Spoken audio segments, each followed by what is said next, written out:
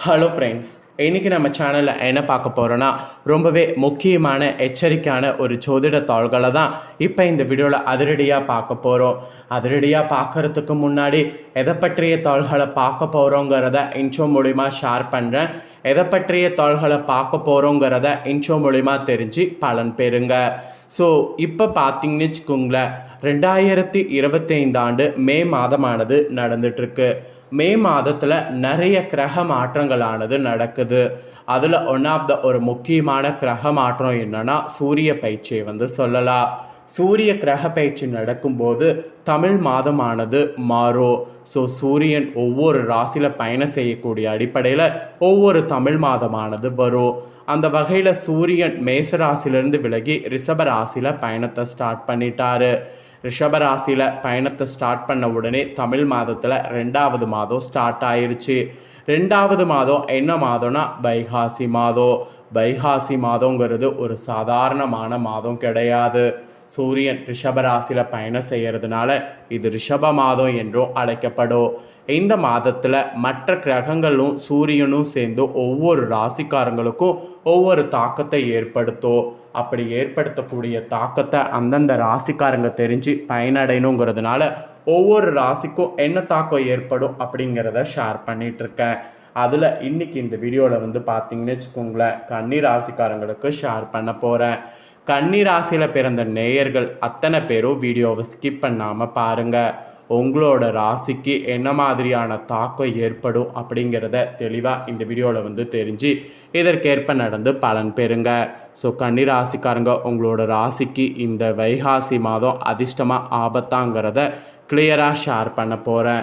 அதிர்ஷ்டமாக ஆபத்தாங்கிறத கிளியராக இந்த வீடியோவில் தெரிஞ்சு இதற்கேற்ப நடந்து பயன் பெறுங்க. சரி, வாங்க பார்க்கலாம். அதுக்கு முன்னாடி வைகாசினாவே நிறைய சிறப்புகள் இருக்குது. வைகாசியில் இத்தனை சிறப்புகள் இருக்கா அப்படிங்கிறது நீங்கள் ஒவ்வொருவருமே தெரிந்து கொள்ளணும். ஸோ வைகாசியில் இருக்கக்கூடிய அந்த முக்கியமான சிறப்புகள் பற்றி ஷேர் பண்ணுறேன். அதை முதல்ல இந்த வீடியோவில் தெரிஞ்சுக்குங்க. வைகாசி மாதத்தில் சிறப்புகள் நிறைய இருக்குது. அதை தெரிந்துக்கிட்டால் ஆன்மீக ரீதியாகவும் வழிபாடு செய்கிறதுக்கு யூஸ்ஃபுல்லாக இருக்கும். பலம் தரக்கூடிய வைகாசி மாதத்தை மாதவ மாதம் என்றும் வைகாசம் என்றும் போற்றுவாங்க. வைகாசி முதல் தேதியில் கங்கை நதியில் நீராடினால் 7 ஜென்மங்களில் பாவங்கள் செய்தது எல்லாமே நீங்கும். இது சாஸ்திரத்திலே கூறப்படுது. இம்மாதத்தில் புனித நதியில் நீராடி மகாவிஷ்ணுவை துளசி இலைகளால் பூஜை செய்தோன்னு வச்சுக்கோங்களேன், அவ்வளோ ஒரு நற்பேறு நமக்கு கிடைக்கும். இது விஷ்ணு புராணத்திலேயே கூறப்பட்டிருக்கு. ஆக்சுவலி சித்திரம் முடிந்து வைகாசி மாதம் ஆரம்பிக்கும் பொழுது வணங்க வேண்டிய தெய்வமாக இருக்கிறது குலதெய்வம்தான். உங்கள் குலதெய்வத்தை வேண்டிக் கொண்டு கும்பத்தை வீட்டில் வைத்தால் குடும்பத்தில் நிம்மதி பிறக்கும் என்பது நம்பிக்கையாக சொல்லப்படுது. அதே போல் இந்த வைகாசி மாதத்தில் பல அவதாரங்கள் நிகழ்ந்ததாக புராணங்களில் கூறப்படுது. அதெல்லாம் என்னென்னங்கிறத சொல்கிறேன். அதெல்லாம் என்னென்னங்கிறத தெரிஞ்சுக்குங்க. வைகாசி பௌர்ணமி என்று சிவபெருமானுடைய நெற்றியிலிருந்து வெளிப்பட்ட தீப்பொறியானது 6 குழந்தைகளாக சரவண பொய்கையில் தோன்றியது. அப்புறம் வைகாசி சுக்ல சதுர்த்தியில் தான் மகாவிஷ்ணு தன் பக்தன் பிரகலநாதனுக்காக ஒரு நொடி பொழுதில் நரசிம்ம அவதாரம் எடுத்தார்.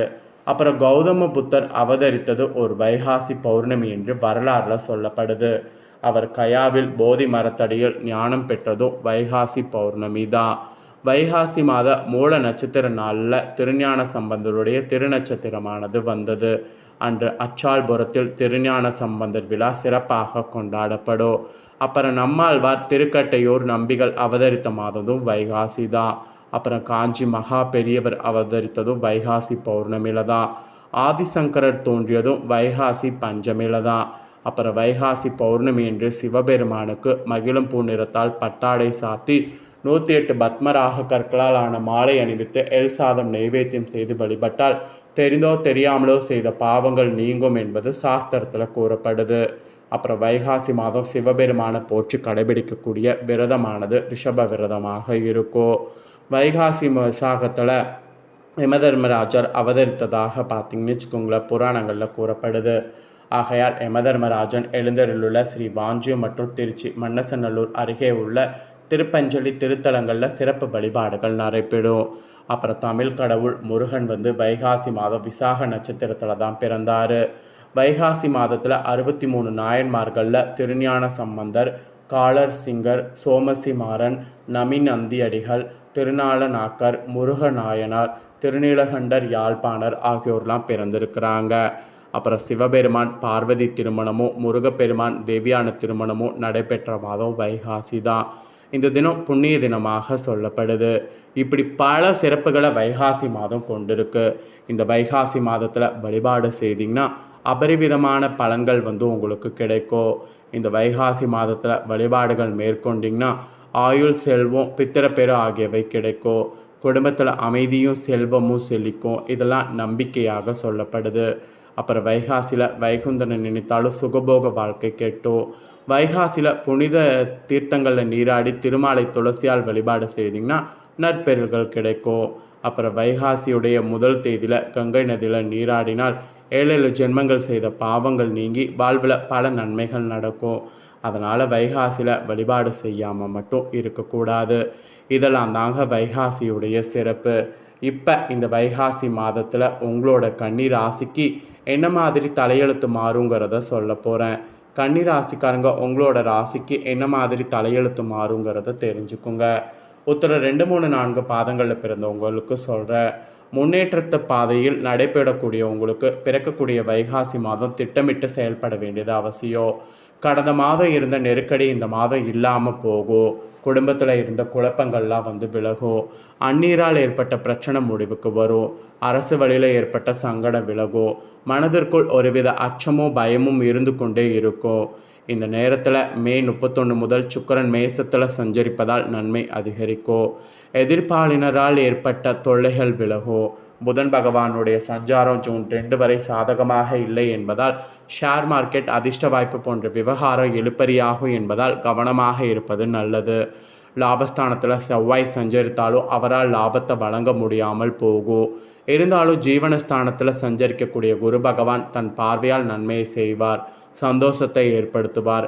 எதிரிகளால் ஏற்பட்ட தொல்லையிலிருந்து விடுவிப்பார்.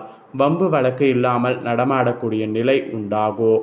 வியாபாரிகளுக்கு எதிர்பார்த்த முன்னேற்றம் உண்டாகும். பணியாளர்களுக்கு ஏற்பட்ட நெருக்கடிகள் நீங்கும். மாணவர்களுக்கு படிப்பில் அக்கறையானது கூடும். முதியவர்களுக்கு ஏற்பட்ட ஆரோக்கிய குறைபாடு சீராகும். அதுவும் இந்த மாதத்தின் பிற்பகுதியில் பொன்பொருள் சேரும். புதிய சொத்து சேர்க்கை கூட உண்டாகும். அப்புறம் அஸ்தமில் பிறந்த கன்னிராசிக்கு சொல்லப்பட்டிருக்கு. திடமான சிந்தனையும் பணிவான செயல்பாடுகளும் கொண்டு வாழ்வில் வெற்றியடைந்து வரக்கூடிய உங்களுக்கு இந்த வைகாசி மாதம் யோகமானதாக இருக்கும். 6வது இடத்துல சஞ்சரிக்கக்கூடிய சனியும் ராகுவும் உங்கள் ஆற்றலை அதிகரிப்பார். நினைத்த வேலைகளை நடத்தி வைப்பார். வியாபாரம், தொழிலில் இருந்த தடைகள் இல்லாமல் செய்வார். உடல்நிலையில் முன்னேற்றத்தை ஏற்படுத்துவார். எழுப்பறியாக இருந்த வழக்கில் சாதகமான நிலை உண்டாக்குவார். அரசியல்வாதிகள் செல்வாக்கு உயரும். உத்தியோகத்தில் இருப்பவர்களுக்கு ஏற்பட்ட பிரச்சனை விலகும். 10வது இடத்துல குரு பகவான் சஞ்சாரம் செய்கிறதுனால வேலைகளில் நெருக்கடி உண்டாகும். அவருடைய பார்வைகள் 2, 4, 6 உண்டாகிறதுனால குடும்பத்தில் இருந்த சங்கடம் விலகும். அப்புறம் பணவரவு அதிகரிக்கும். கொடுத்த வாக்கை காப்பாற்ற முடியும். தாய்வழி உறவுகளால் லாபம் உண்டாகுங்க. அப்புறம் சித்திரை 1, 2 பாதமில் பிறந்த கன்னிராசிக்கு சொல்லப்பட்டிருக்கு. அறிவாற்றலோடு துணிச்சலாக செயல்பட்டிங்கன்னா முன்னேற்றம் அடைந்து வரக்கூடிய உங்களுக்கு இந்த மாதம் முன்னேற்றமானதாக இருக்கும். செவ்வாய் லாபஸ்தானத்தில் சஞ்சரித்தாலும் அவர் நீச்சம் அடைந்திருப்பதால் அவர் வழங்க வேண்டிய பலன்களை வழங்க முடியாமல் போகும். அதே நேரத்தில் ருண ரேக சஸ்துரஸ்தானத்தில் சஞ்சரிக்கக்கூடிய சனியும் ராகுவும் போட்டி போட்டுக்கொண்டு உங்கள் நிலையை உயர்த்துவார். இதுவரை உங்களுக்கு இருந்த நெருக்கடி பிரச்சனைகளிலிருந்து உங்களை விடுவிப்பார். உங்கள் செல்வாக்கு உயரும். சப்தமஸ்தானத்தில் சஞ்சரித்து குடும்பத்திற்குள் குழப்பத்தை உருவாக்கி வந்த சுக்கிரன் மே 31 முதல் மேச ராசிக்கு பயிற்சி ஆவதால் குடும்பத்தில் ஒற்றுமை உண்டாகும். அந்நீரால் ஏற்பட்ட பிரச்சனை முடிவுக்கு வரும். வாழ்க்கையே சூனிய வைத்தது போல் இருந்த நிலையெல்லாம் மாறும். ஸோ இந்த மாதிரியான பல பலன்கள் உங்களோட ராசி நட்சத்திரத்துக்கு இந்த வைகாசி மாதம் கிடைக்கும். இந்த வைகாசி மாதம் உங்களுக்கு கிடைக்கக்கூடிய பலனை தெளிவாக இந்த வீடியோவில் ஷேர் பண்ணிட்டேன். ஷேர் பண்ணதை தெளிவாக இந்த வீடியோவில் உங்களோட ராசிக்கு என்ன பலன்கிறத தெரிஞ்சிருப்பீங்க. தெரிஞ்சதுக்கேற்ப நடந்து பலன் பெறுங்க. நீங்கள் இதை பார்த்து பலன் அடைஞ்சது போல் உங்கள் ஃப்ரெண்ட்ஸ் ஃபேமிலி இருக்கவங்களும் பார்த்து பலன் அடையணும்னு நினச்சிங்கன்னா வீடியோ லைக் பண்ணி ஷேர் பண்ணுங்கள். அவங்களும் கன்னி ராசிக்காரங்களாக இருந்தாங்கன்னா இந்த முக்கியமான தகவல்களை இந்த வீடியோ மூலிமா தெரிஞ்சு இதற்கேற்ப நடந்து பலன் அடையட்டும். நெக்ஸ்ட்டு நம்ம சேனலில் நிறைய வீடியோ போடப்படும். அதை எல்லாத்தையுமே உடனுக்குடனே தெரிந்து கொள்ள மறக்காமல் நம்ம சேனலை சப்ஸ்கிரைப் பண்ணுங்கள். நெக்ஸ்ட்டு இதே போல் சுவாரஸ்யமாக வேறொரு வீடியோவில் வந்து உங்களை சந்திக்கிறேன். நன்றி.